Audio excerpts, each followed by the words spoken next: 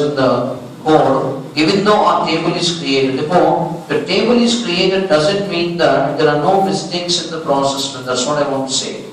You have to definitely test through your standardizations compulsorily, and then you have to check whether your table is going through the rule of execution properly or not. In all these cases, my data is going according to the rule of the constraints. I am calling my insert once again. Watch carefully now. I am saying department number. Means I should give the value, or I may give the value for this. I should give the value. Then I am saying location. Means which column I am missing? Command, department name. If I am missing my department name, actually what it will take? Null. But we said that it should not take the null, but instead it should take what? Default. Means now a default should get affected, yes or no? Taking which data into the column? Not given. Now let us see the effect very carefully. I am calling down my values. I am saying 50, comma, and I am saying that it is say like once again post. Now once I did this, you just watch the message. This is when the student gets confused. It simply says check constraint is violated. The student's first confusion is, it is saying you have violated D name, but the student thinks that I did not give the D name, why it is giving me an error? You are not giving the D name, therefore you fix here only. I did not give the D name, why it is giving me an error saying the check constraint is violated. You go and cross check your declaration, you will understand. I said that my department name should be taken with default as what? Not given. But I already said that D name should be uppercase. My not given is not in uppercase. So that's what I said. Default should follow the check constraint definitely. When you are creating the table, it will not give you any error by saying that default is not in the same case of the check constraint. Only at runtime it will show you that error. If you don't test your tables, you will never know the errors that could be there in your table. We don't call it as error, we call it as a bug. It suddenly projects at runtime. Now I have to correct this particular status or not. Yes. Either I should say that don't take uppercase, or I should correct this to what? No, uppercase. Now normal sense of a student is he will drop the table and recreate the table because he is having the source code. Since he is having the source code, technically that is associated with him, he can always do that particular piece of the job. But remember, when you have already inserted 4 records into this, if you drop the table, what happens? All the records. All records are lost. Imagine your table is already having some 10 lakh records and suddenly bug came after 5 years now. And you said drop the table and let us recreate now. Who will give the 10 lakh records for me now? That is where once the table is created and it is operational, we don't drop the table, we will start correcting the table through maintenance. We have go over the maintenance in the process. Now, how exactly I should work out on the maintenance? So we can add the constraints at the later stages.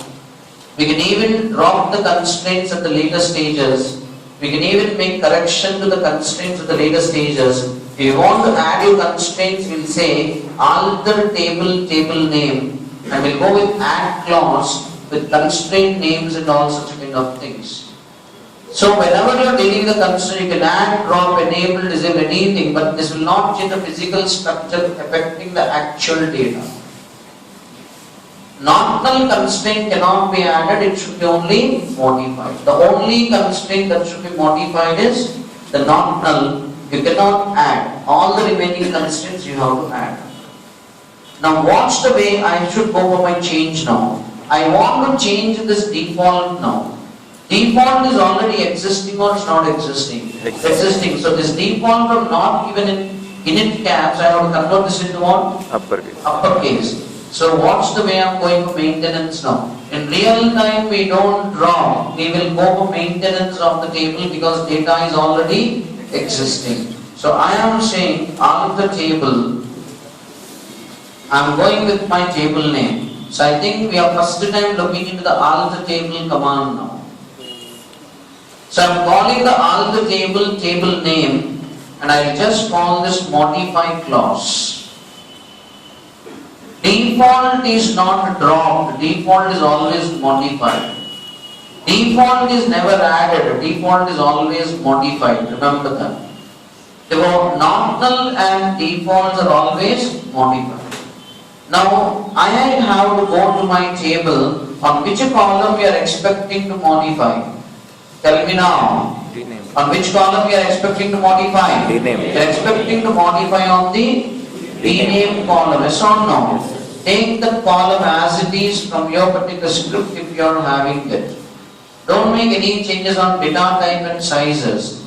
Then simply go and say default, you are saying not given. So the previous that is already existing in caps, it will override that with what now? Uppercase now. If everything went well, the table is altered. That's how your alter will work now. Then you are trying to go with the testing of the process. Watch carefully. This record was previously rejected or not? Yes. Yes or no? Yes, sir. Yes, now my table is altered or not altered? Altered. Altered. So it's good. Now watch the other level blunders that are there. There are a few more blunders in the table which you couldn't be seeing. Now you just watch, I am going with my process of the insert once again. Now I am inserting a new record called as 60. And I want to say that the 60 is in Dallas. What I am missing once again? Department name. Come on, department name. Department name if missing, what it should take? Not given. Not given. But you just go and watch out, department name is declared with unique status also. Therefore, this is one fundamental common sense you have to keep in your mind now. Any time a column is declared with the unique status of primary key, on that column you should not declare default. If you declare default, there is no meaning on that particular piece of the column. Why? Because the same default value cannot be taken multiple times violating the unique. But when you are creating the table, it will not give you any errors. Be very, very sure about the book. Creation is different, testing is different. There is a sense what you have to finalize first of all. So now shall I keep the default or shall I remove the unique now? It depends on your analysis. You want to keep the unique, you have to remove the default. So how to remove the default? Okay, I am showing you how to remove the default now. Okay, if any default is there and you want to remove it, once again you will call the alter. Then you are calling the modify. Then you are going with the declaration as it is. Now you want to make your default to what now? Something that should not be acceptable. So you will go and say here, that's how you will remove your existing default if you do not need that. So once you have removed it, then what it will take? Null value. But on that column if you are having not null, it will not accept. So you should give the value. To the rule of the constraint, only the overall operations will take place. So operations by rule, not violating the rule. Do remember these constructs. Therefore, in your particular table, when you created what kind of mistakes you have done, you can't catch until you don't test the tables. Be very, very sure about this particular composition. The same at the last level of the blunder I wanted to watch now. Okay, I am going for insert once again. Now this time I am removing the location, but I am giving rename. So I am missing which column now? Location. I am saying values. I am going with my construct of 16. Then I am trying to say the department name is shipping. Now I am expecting that the data for location should be taken as what? Command. Not given. Now not given, you watch very carefully. It is in uppercase or lowercase? Uppercase. Following the check constraint or not? Yes. Yes. But you just watch the way it rejects it. Saying check constraint is violated. So here we get the general confusion like, sir, I'm already having uppercase, but why it's not accepting? You are saying that take not given, but not given is not there in the list. So if default is declared, default should be part of everything of the check constraint. Since not given is not part of this particular list, it's not taking them. Now here, I have to add one more value into this particular check constraint or not? Yes. But already I declared a check constraint. So, now you cannot alter the check constraint by modifying. All constraints are not modifiable. Check constraint, unique, primary key, foreign keys are not modifiable. So we can add one more check constraint into this, but it becomes unwanted duplication only for the sake of one value. So to the existing list I want to add, you cannot add like that. Therefore you should drop the check constraint and then recreate the check constraint. So how to drop the constraint I am showing you now. Okay, on the table we are calling down the table name. Okay, now you are going to the construct of the constraint where you have to drop that particular piece of the constraint now. So you are directly going down with the construct with a drop clause. And which particular constraint you want to drop, you have to specify that. But whenever you are dealing with the constraint and constraint name should be known to you. Therefore you just watch, I am saying drop. What is the constraint name? You should know that. That's the reason we have to give constraint names for effective implementation. If you don't give your constraint names, it will become a problem for you to know what constraint you want to draw. So, Oracle says that it will give the constraint names. If you give the constraint names, it's easy for you to recognize which constraint you have to drop or not. So, we can even take the name from here also directly from the error messages. So, recognize these constructs very. Now my check constraint is dropped or it's existing? Drop. It's dropped. Now I have to add my check constraint definitely. So I'm adding my check constraint once again. You want to add your check constraint now.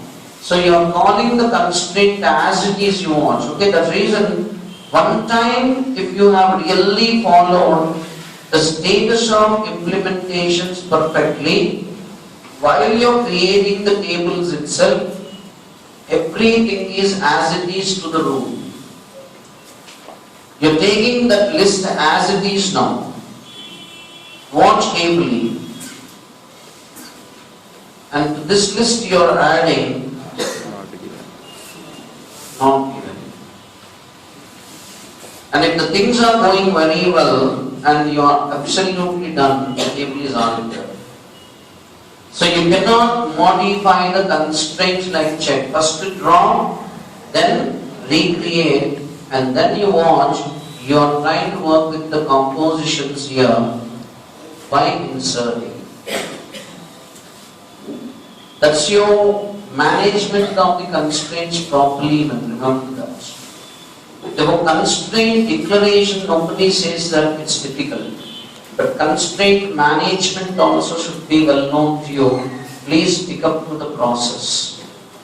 Do recognize the constraints. Today we can say we have not just created a table, we have created one entity. This is called as entity. Because entity is anything with all the rules of the business that should be collected to the process. Therefore, anybody can create a table, not only you. But how many number of times you can give confidence to the interviewer that you are not a person who can only create tables, but you can create tables as entities according to the rule of the industry. Whether the table is small, it is big, it doesn't matter for me. How many times that confidence you can give? Only depending on that your experience will be cross-calculated. Do remember these factors very clearly. Before I just leave out to the next level of the chapter, there's nothing but adjoins. One simple question that arises is, sir, can I drop a constraints? I think I was showing you. And all your constraints are available where? In some metadata called as user underscore constraints and user underscore constraints underscore followers. This is the metadata where all your constraints are embedded and they will be applied. Oracle will use all constraints from this metadata for checking the rules. Therefore, when you are creating the table, your table is in one metadata, your columns are going into another metadata, your constraints are in some other metadata. That's how in the starting of our classes we used one term, I don't know whether you remember or not. In the rule of RDBMS, data and metadata should be separated. Oracle does that work very effectively. So, keeping yourself vigilant to the process is your job. I just can't conclude the process half the way now. I have just another 15-20 minutes of work to do with constraints with you to conclude it, and then we are ready for the joins immediately. So, before I leave you for this week, I want to make one thing very clear to you. Any pending work, please finalize. Because now my speed is same and it will not change. But psychologically what will happen, I will tell you. You will feel that I am becoming faster now. I will not become faster, I will manage my speed always the same process.